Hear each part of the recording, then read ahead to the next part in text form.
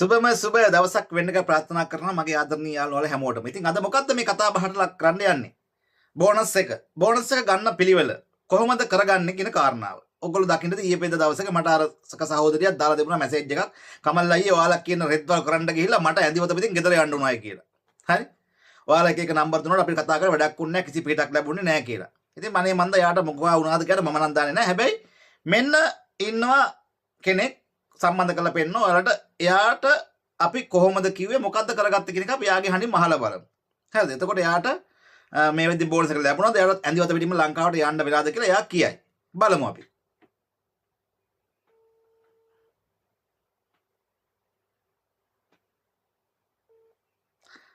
nange video call කරපඩ ඉන්න.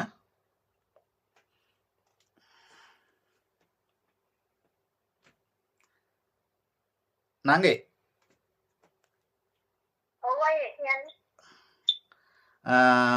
තෙරුවන් සරණයි මේ ඉතින් සම්බන්ධ කරගන්න හේතුව වෙන්නේ බෝනස් එක. ඉතින් ඔයා මට ඇවිල්ලා කිව්වා කමල් අයියේ කොහොමද බෝනස් එක ගන්න වැඩ කටයුතු කරන්නේ මට යන්න කාලේ හරි අපේ ගෙදර අනිත් නංගි නං ගියා එයාට දුන්නේ නැහැ මොනවාරි ගන්න ක්‍රමයක් තියෙනවද කියලා ඔයා ඇහුවා. එතකොට මොකද්ද මං ඒ වෙලාවේ කිව්වේ ඔයාට? ඔයා කිව්වා මට කිව්වා ඉස්ලාම ගෙදරට කියන්නේ කියලා බාබාට. බාබාට කියන්නේ කිව්වා. ඔව්. ඊට පස්සේ මම බාබාට කිව්වා. ඊට පස්සේ බාබාට කියලා මොනවද කියන්නේ කියලා අහගන්න කිව්වා මට ඉස්සරලා. ඔව්. ඊට පස්සේ මම බාබාට කියලා මම බාබාට කිව්වට පස්සේ බාබා කිව්වා එයාලා එහෙම දෙයක් දන්නේ නැහැ කියලා. එහෙම දෙයක් දන්නේ නැහැ කියලා කිව්වා. ඊට පස්සේ මම ඔයාලට කතා කරා ඊට පස්සේ මේ දෙයක් අයියේ කියනවා මොකද්ද කරන්න කියලා. ඊට පස්සේ මම ඔයාලට පාරක් ආයෙ කියලා බලන්න කියලා. අවස්ථා දෙකක් කිව්වා. ඊට පස්සේ ඔව්. ඊට පස්සේ තව පාරක් කිව්වා ඒකට ඒ විදිහට මම කිව්වා එයාලා දන්නේ නැහැ. එහෙම දෙයක් තවම දන්නේ නැහැ. මම ඒ දෙකෙන් කතා කරලා ඔයාලට කියන්නම් කියලා. ඉතින් ඊට පස්සේ සතියක් විතර මම බැලුවා. ඔව්. ඊට පස්සේ තමයි මම ඔයාගෙන් ඊට පස්සේ විස්තර ටික අරපස්සේ මම කිව්වා ඔයාට විදේශයක පැමිණිල්ලක් දාන්න නැත්නම් මෙන්න මේ නම්බර වලට එම්බසිට කතා කරන්න කියලා.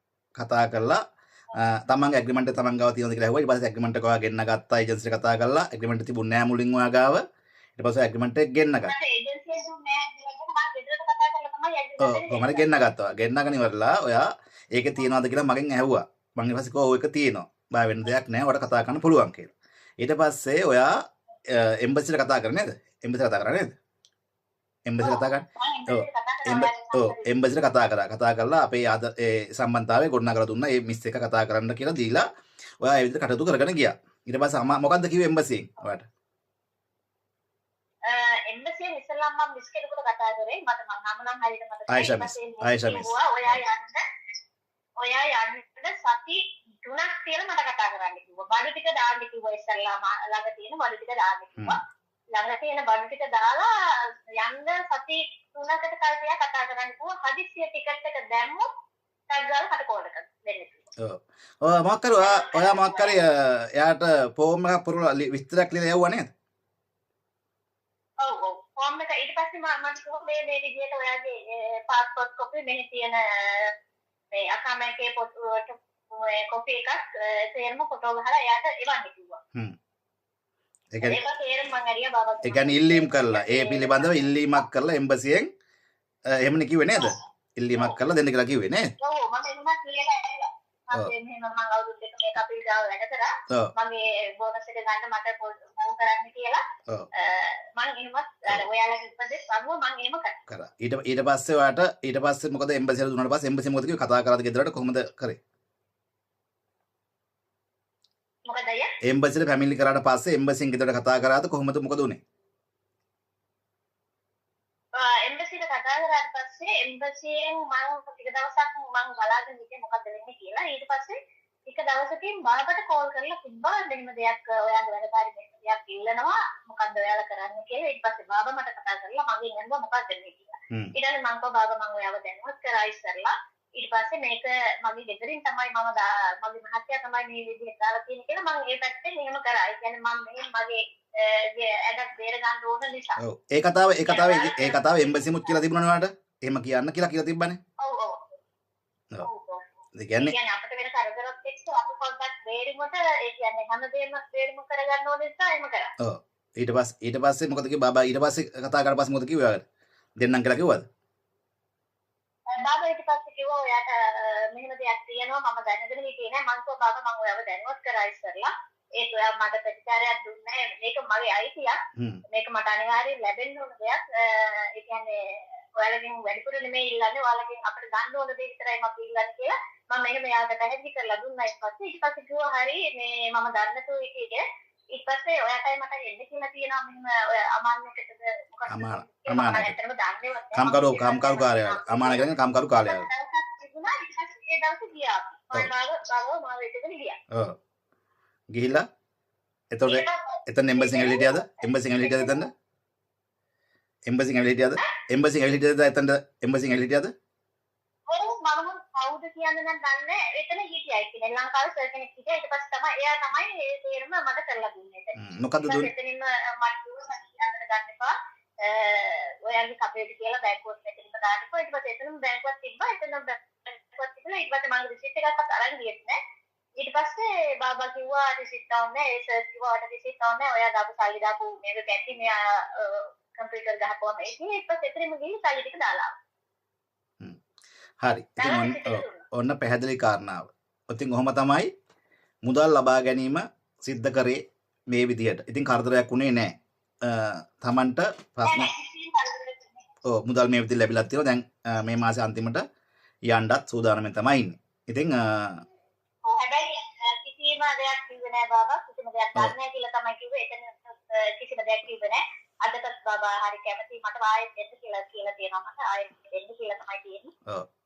සමහරවිට දැනුවත් වුණා නොදැනුවත් වුණා මොනක්වත් හරි හේතුවක් මට හම්බුණා ඉතින් මගේ බෝනස් එක මට හම්බුණා. පස්සේ ටිකක් තුනක් විතර කාලයක් තමයි මම මේකට වියදම් කරේ මගේ උත්සාහය. හැබැයි මම උත්සාහය අතහැරියේ නෑ. මම ඉතින් උත්සාහවත් දෙසෙටි හැමදේටම ඉදිරියපත් වෙලා ගන්න පුළුවන් වෙයි කියලා හිතුණා. ඉතින් ඔයාලගේ වීඩියෝ බැලුවත් එක්ක. හැබැයි ඉතින් ඒක ඒ විදිහටම සිද්ධ වුණා.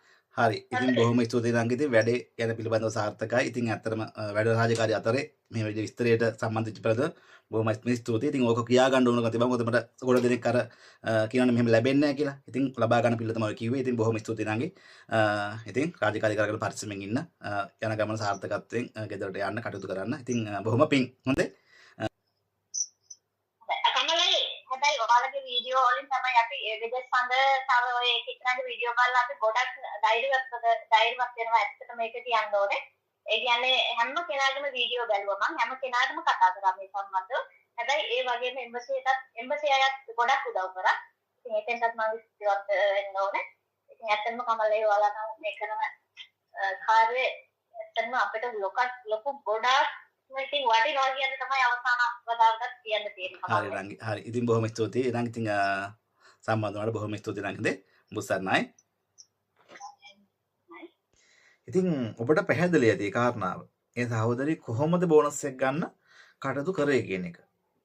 ඔබ මතක තියාගන්න මේ කාරණාවට කතා බහ කරනවා නම් ඔබ ඒ ගෙදර උදවියත් එක්ක මේක සුහදව කතා කරන්න මුලින්.